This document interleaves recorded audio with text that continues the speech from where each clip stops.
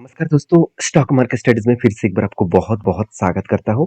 तो आज मैं फिर से आपके सामने कुछ इंपॉर्टेंस कंपनी का अपडेट शेयर करने वाला हूँ। तो इस वीडियो को पूरा लास्ट तक ज़रूर देखिएगा, क्योंकि इस वीडियो के अंदर सिर्फ कंपनी का अपडेट नहीं, कुछ ऐसे हिडन पॉइंट्स भी मैं आपके साथ शेयर करूँगा और मैं आपको आज प्रूव करके भी दिखाऊँगा कि पेशेंस का कितना बड़ा गेम होता है।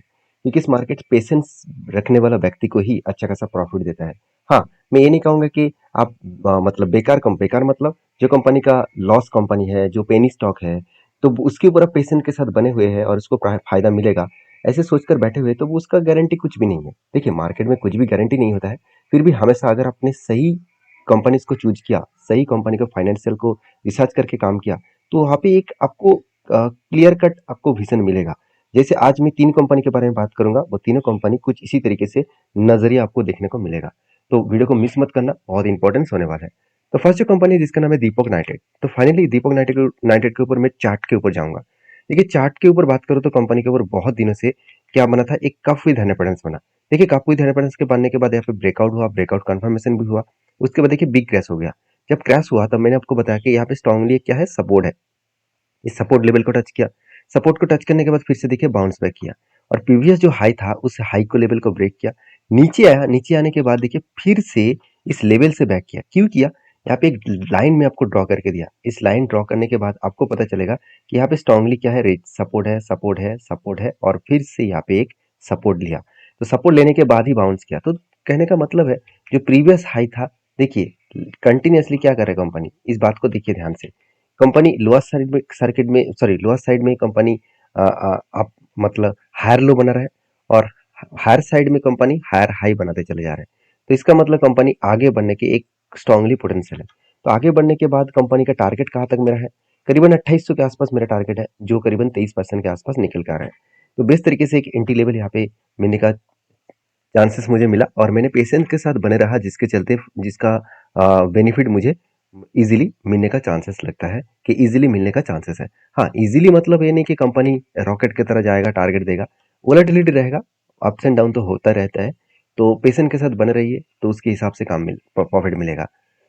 अभी क्वेश्चन ये है कि कंपनी के ऊपर मैंने पेशेंस के साथ क्यों बना रहा, कंपनी के ऊपर इतना बड़ा करेक्शन होने के बाद भी मैं क्यों शांति से बैठा रहा। क्योंकि देखिए कंपनी के अगर मैं क्वार्टर रिजल्ट के बारे में बात करूँ, कंपनी केमिकल कंपनी के होने के नाते भी कंपनी कभी भी सेल्स को कम नहीं किया, कंटिन्यूस सेल्स को मेंटेन किए और एक्सपेंस मिटाने के बाद कंपनी का नेट प्रॉफिट भी एक रेंज के हिसाब से है।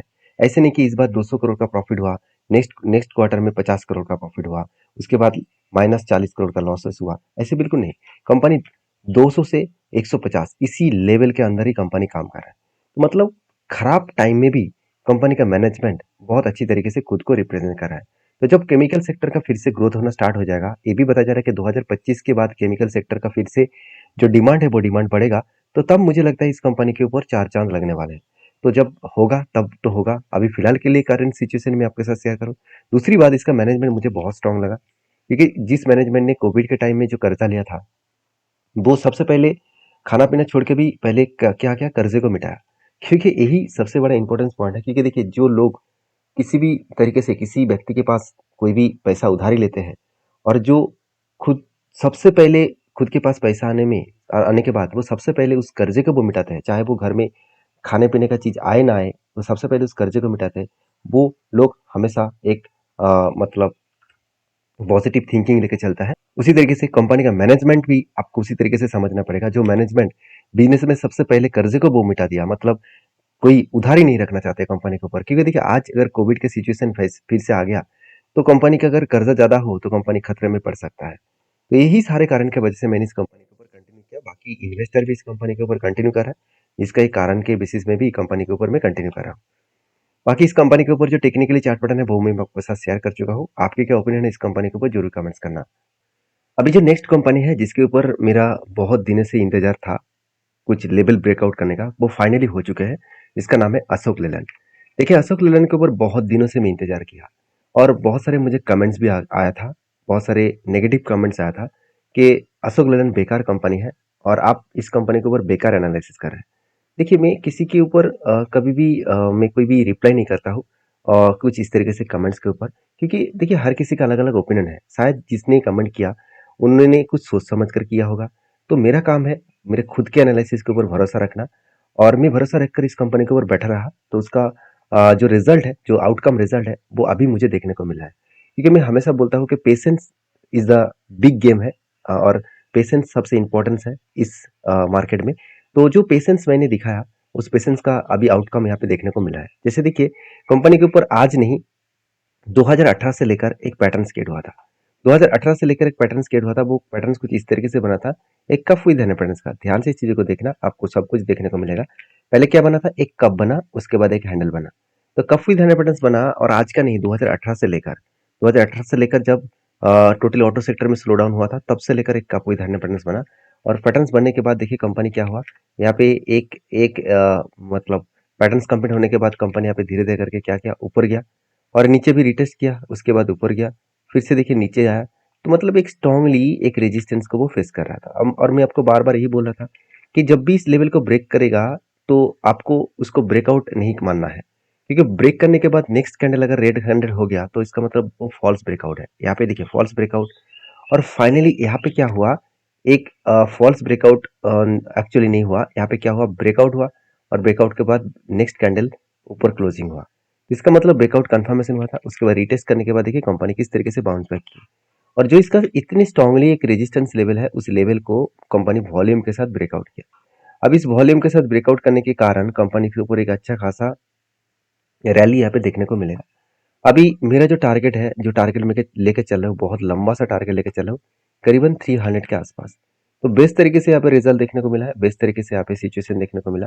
अभी इस कंपनी के बारे में एक ही बात कहूंगा, कंपनी के ऊपर शानदार तरीके से रिजल्ट आउटकम देखने को मिला है और इसी रिजल्ट के बेसिस में कंपनी आगे बढ़ रहा है और मुझे लगता है कि 78% का टारगेट एटलीस्ट एक साल के अंदर अंदर मिलने का चांसेस है। देखिए मैं कोई भगवान नहीं हूँ कि मैं आपको ये बता रहा हूँ कि एक साल के अंदर मिलेगा तो मिलेगा ही, ऐसे बिल्कुल नहीं। ऐसे कंपनी मतलब बड़ा सा फॉल भी दिखा सकते हैं, ऊपर भी जा सकते हैं, कुछ भी हो सकता है। तो हमेशा आपको कंपनी के ऊपर फाइनेंशियल को चेक करना चाहिए। अगर फाइनेंशियल ठीक है तो कंपनी आगे बढ़ेगा। तो इस बार भी कंपनी का फाइनेंशियल अच्छा खासा होने का चांसेस है, क्योंकि साल भर की बात करूं तो 41,000 करोड़ से 45,000 करोड़ के आसपास सेल्स देखने को मिला है। एक्सपेंस को कंपनी कंट्रोल करने के बाद नेट प्रॉफिट 1300 करोड़ से 2500 करोड़ के आसपास देखने को मिला। मतलब बेस्ट तरीके से कंपनी का एक रिजल्ट आउटकम यहाँ पे देखने को मिला है, जिसके चलते कंपनी पहले से ही धमाका स्टार्ट कर चुके हैं। देखिए कोई भी कंपनी इसका रिजल्ट आने से पहले ही कंपनी अगर भागता हुआ देखने को मिले तो सोचना कंपनी का रिजल्ट अच्छा खासा आएगा। तो फाइनली इसका रिजल्ट का डेट कब आया, तो इसका रिजल्ट का जो डेट है वो फाइनली यहाँ पे अनाउंसमेंट हो चुके हैं और रिजल्ट कब आएगा आप खुद ही देख सकते हैं।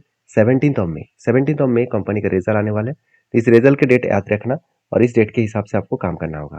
तो आपके क्या ओपिनियन है इस कंपनी के ऊपर, जरूर मुझे कमेंट्स करना। नेक्स्ट जो कंपनी है और एक कंपनी जिसका नाम है समर्थन मदरसन इंटरनेशनल। देखिए इस कंपनी के ऊपर में मैंने जब एंट्री लिया था तभी मैंने आपको वीडियो बना के शेयर किया और अभी फाइनली टारगेट अचीव हो चुके हैं। तो देखिए मेरा काम ये है कि आपको हमेशा मैं कंपनी के बारे में और कंपनी के जो टेक्निकली चार्ट पैटर्न्स बना है एज ए स्विंग बेसिस में, उसके बारे में आपको हमेशा एडुकेट करते रहूँ, आपको हमेशा इन्फॉर्मेशन देता रहूँ। इसका मतलब ये नहीं कि मैं आपको बाय सेल का रिकमेंड कर रहा हूँ। मेरे तरफ से कोई भी बाय एंड सेल का रिकमेंडेशन नहीं है, क्योंकि मैं कोई सेबी रजिस्टर्ड पर्सन नहीं हूँ। क्योंकि हर किसी का अलग अलग ओपिनियन होता है। मैं हमेशा आपको यही सिखाने का कोशिश कर रहा हूँ कि अगर आपको इस पैटर्न्स के ऊपर काम करना है तो सबसे पहले आप एटलीस्ट 10 सालों तक बैक टेस्टिंग करिए। किसी भी कंपनी को पकड़ लीजिए, एटलीस्ट 15 से 20 कंपनी के ऊपर बैक टेस्टिंग करिए। हाँ, आप लार्ज कैप कंपनी के ऊपर करिए, स्मॉल कैप छोड़ दीजिए। जो लार्ज कैप निफ्टी 50 का जो 50 कंपनी है उसके ऊपर बैक टेस्टिंग करके देखिए कि जो जो पैटर्न्स मैं आपके साथ शेयर करता हूँ क्या उस पैटर्न्स पहले भी बना था, अगर बना था तो क्या उस सचमुच वो प्रॉफिट दिया था। तो अगर वो भरोसा आपके मन में आ गया तो आप खुद ही ट्रेड कर सकते हैं, मेरे वीडियो को देखने को भी जरूरत नहीं है। तो बेसिकली इस कंपनी के ऊपर सबसे पहले मैं टेक्निकली चार्ट पैटर्न के बारे में बात करूँ तो ध्यान से देखिएगा। इस कंपनी के ऊपर एक पैटर्न बना था, वो मैं चलो यहाँ पे दिखा देता हूँ। यहाँ पे देखिए क्या हुआ, यहाँ पे शोल्डर कम हेड कम शोल्डर बना। तो 2 बार शोल्डर बनने के बाद फाइनली क्या हुआ, ब्रेकआउट हुआ। ब्रेकआउट होने के बाद कंपनी देखिए धीरे धीरे करके टारगेट को अचीव किया।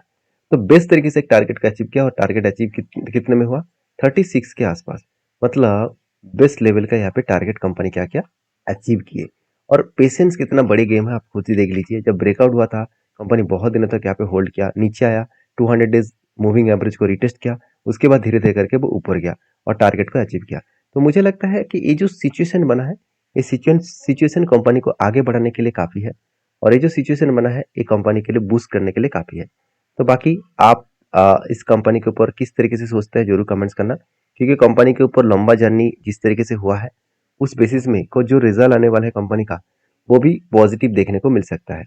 क्योंकि आप खुद ही यहाँ पे देख सकते हैं कंपनीज के ऊपर, सॉरी यहाँ पे कंपनीज के ऊपर अगर मैं रिजल्ट के बारे में बात करूँ तो क्वार्टरली और ईयर पर बेसिस में इस बार कंपनी हाईएस्ट सेल्स जनरेट कर रहा है, आज तक की सबसे हाईएस्ट सेल्स जनरेट करने वाला है।